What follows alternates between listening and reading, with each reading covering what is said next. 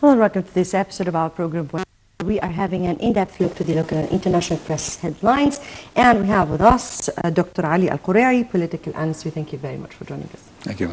We start from Ahram Online in Egypt. Sisi in Sharm el-Sheikh to reassure investors and premature conclusions about Sinai crash.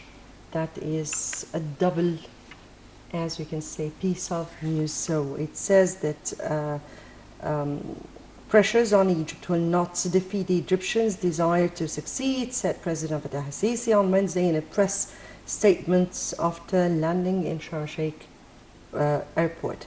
He said that I came here to send a message to investors in Sharm el-Sheikh and Hurghada, confirming that the region is still safe for investments.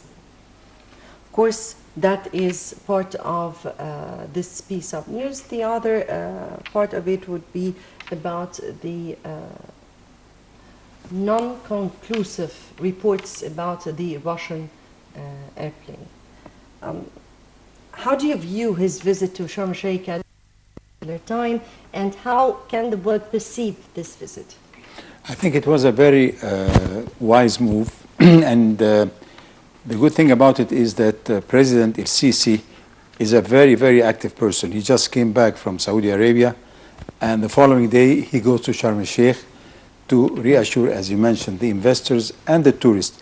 And we shouldn't forget that there are lots of foreigners living in Sharm el-Sheikh. They have bought villas, apartments, and they are living there continuously. So those people, they need assurances, and this is the message that the president conveyed to them. You should feel secure. And, you know, we had this understanding that Sharm el-Sheikh was always safe 100%, very well guarded by the police and the military and everybody. So what they are claiming came as a surprise to me, that somebody put a bomb, planted a bomb in that plane, and this is what caused the terrible accident, the tragedy. These are still speculations said by some of the officials, but you can never know. They are just saying, you know, things that maybe it's not true, maybe it's true. Nobody knows. Yes, we have to wait. All scenarios are open, indeed. Yeah, exactly. But what you raised here is very important, sir. You said that Sharm el-Sheikh was always safe, and we already remember that this important international economic conference that was held last March, we are also remember the Arab summit that took place also in Sharm el-Sheikh, and everything was very much safe. So what happened as sudden, that is very much questionable. You know, if that theory is right, and I doubt anyway, just one person can create havoc. Yes, very much. One person slipping through the ranks of the military, of the police, and planting that bomb can create big problems for the country. In our case, Egypt. So I don't think that an individual act, if this is the case, we don't know yet, will have this tremendous repercussions, negative repercussions on Egypt and tourism in Sharm el-Sheikh. I'm not saying Egypt, in Sharm el-Sheikh, you know, and the investors who were having an idea, you know, to invest in Sharm el-Sheikh after the conference that took place a few months ago. Yes. But I think this is all temporary. Everything will be changed when they see that security has been beefed up, and they send their own people looking around, seeing for themselves what happened, what kind of improvement we made in the various airports. Once this is made sure to them, I think the flow of tourists will come immediately, because the Russians and the people from Ukraine as well, they love Egypt, they love Sharm el-Sheikh, Hurghada. They will come back definitely. What we should do now is to shorten that period where the tourists will not come. We have to do anything that we can do to accelerate their coming back into that heaven, I call it, in Sinai. It is heaven indeed. Yeah. It is heaven indeed. The Daily News and Cardinali promotes tourism by participating in Cairo International Film Festival, and for an hour and a half Cardinali spoke about her start as an actress when she was in A Little Girl, first participation at her first Cairo International Film Festival, and her friendship with the late Egyptian actor Omar al-Sharif, Claudia Cardinali in Egypt, participating in the Cairo International Film Festival, I guess with some other actors and actresses. But what is important here is the message that she is sending here, that she is coming here just to participate in this important film festival, and that she is sending a message that she is promoting for Egypt. I mean, we have seen just 1 month ago, and maybe less than 1 month, 2 weeks or something, Yani here in Egypt. We have seen Morgan Freeman here. I mean, how do you view Cardinali's message to the world in this case? It's very important, like as you mentioned, Morgan Freeman, and don't forget Yanni, who came and made his concert at the pyramids. And all this send very positive messages to the world at large. Cardinali was born actually in Tunisia. And she grew up in Tunisia, and then she moved to Italy. And she was considered a sex bomb at the time. Yes. She was so pretty and so on. And then made a film with Omar Sharif, it's true. And they used to exchange ideas on how to cook, how his mother used to cook for him, Omar Sharif, I mean. And she was saying she used to cook in Tunisia and in Italy and so on. So they had a very close relationship, friendship, I would say. So Cardinali, when she says this, I think it has a very important and positive message to the world. But still, Morgan Freeman, we did not use his presence in Egypt properly. He was there and he was almost neglected for a while. Then the Minister of Tourism realized it, and then he went straight, quickly, to welcome him and so on.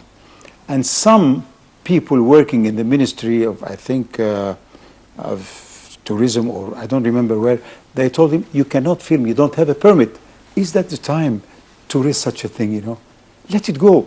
But anyway, we still have this bureaucratic mind in some people. And this shouldn't be allowed these days at all.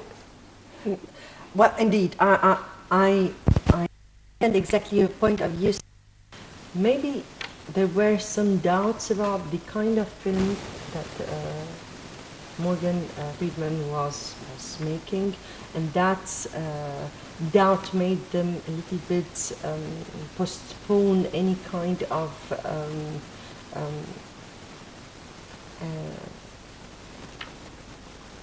help or any kind of assistance, welcoming, or welcome gestures and all this kind. We really don't know what is it about, but I know it was not there in the proper way. But you know, look at Morocco, for instance. It's wide open to any company or any tourist or any you know, cinema people involved. I mean, in filmmaking, they go to Morocco and everything is done for them. There is no bureaucracy whatsoever for those people coming into Morocco to make films. We should act the same way. I mean, we can talk to him and said, well, this is a mistake, you should have done this and this, but go ahead, no problem, for instance. But not say, no, you are not allowed to do this and this. It's not the time for it at all. Right, and moving on to Ram Online, and another important announcement here. Egypt's central bank keeps pound at 7.73 per dollar at official foreign forex auction. And that is an announcement made by the central bank that was since yesterday, and suddenly the central bank decided to put the Egyptian pound at 7.7. That is 20 piastres less than it was. So that is a remarkable change in the course of the central bank. Or how do you view the move? I see that move, that it was taken a bit too late. It should have been done long time before. And we have seen the effect immediately. Billions of Egyptian pounds were poured into the bank, actually two banks, Misr and Al Ahli, and then a third one yesterday. And I think the rest of the banks will follow suit. Otherwise, they will go bankrupt. They cannot compete. Sorry.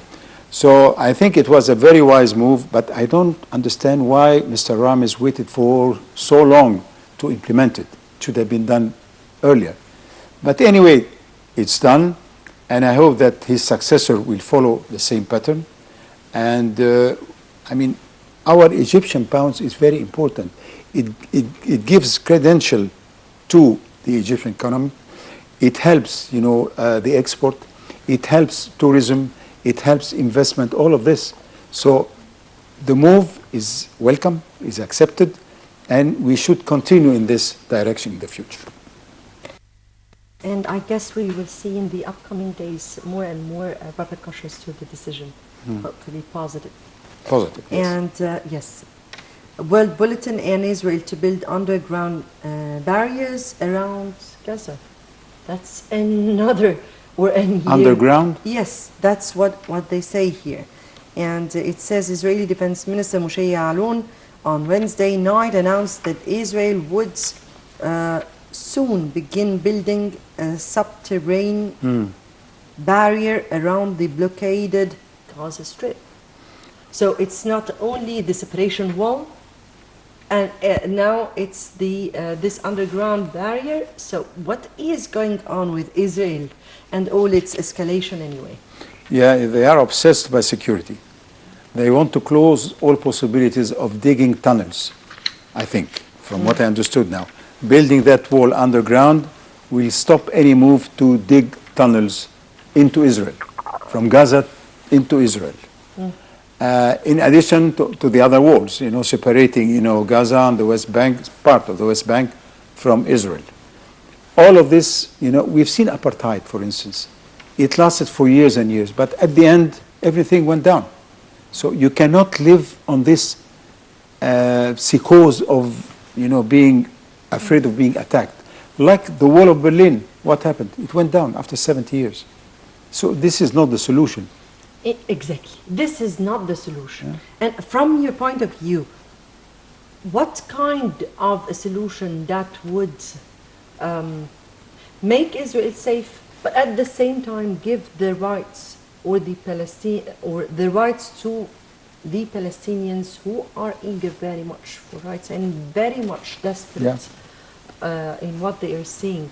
The two-state solution, in my opinion, is the answer to this.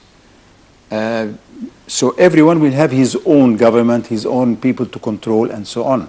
And this does not mean that they will not have relations, economic, political, or whatever it is. But at least Abbas will be the president. He'll have his own nation, his own population, his own army controlled or supervised by the Israelis.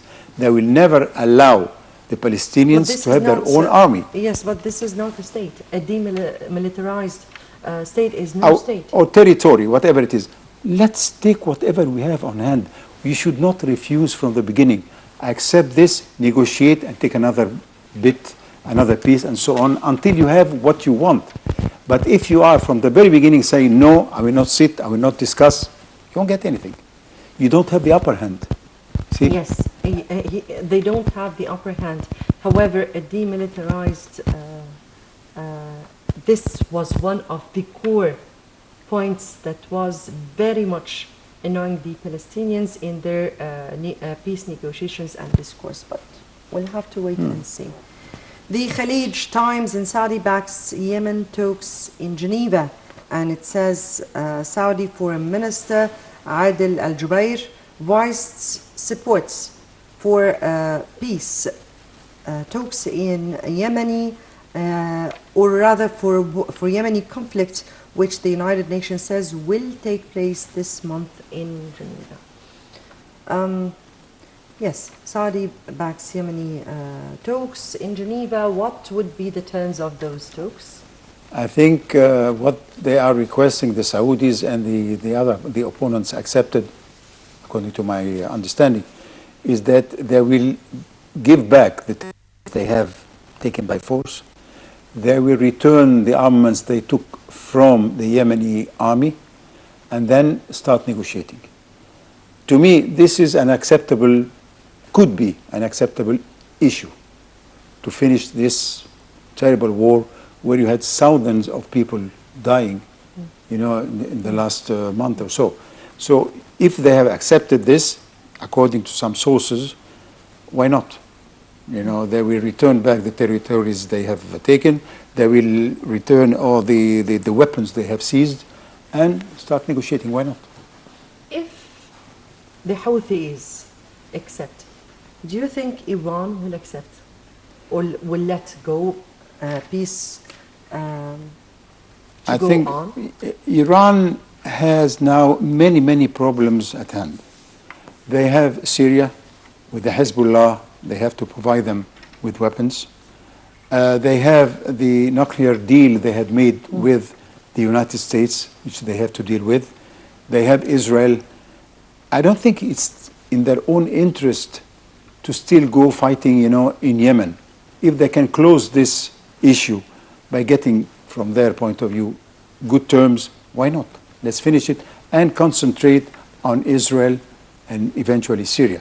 But Syria is on the way, as far as I understand, of sitting on the table of negotiations. So if they succeed, it's a very complicated and complex situation in Syria. But if they can reach a fruitful solution, fantastic, because it's difficult. So that's from the Houthis' side. But what about the Saudi and the coalition for retrieving Yemeni legitimacy, Abdurrahman Mansour Hadi?